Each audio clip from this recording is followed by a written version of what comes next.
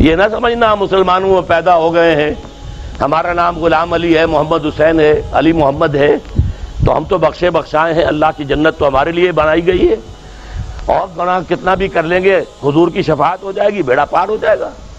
بڑے غلط خیالات ہیں، تلک امانیہم، یہ ان کے من گھڑت خیالات ہیں، ان کی آرزویں ہیں، وشفل تھنکنگ ہے۔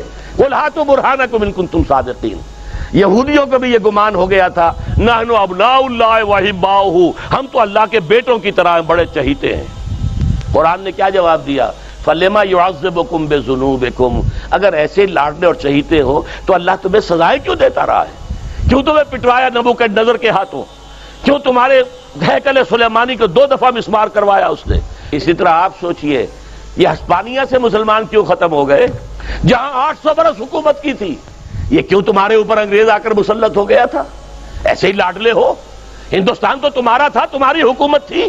اللہ کا عذاب ہے تم پر اس وقت، اس لیے کہ تم دین پر عمل نہیں کر رہے، تم نے دین سے بے وفائی کی ہے، اللہ سے وعدہ خلافی کی ہے۔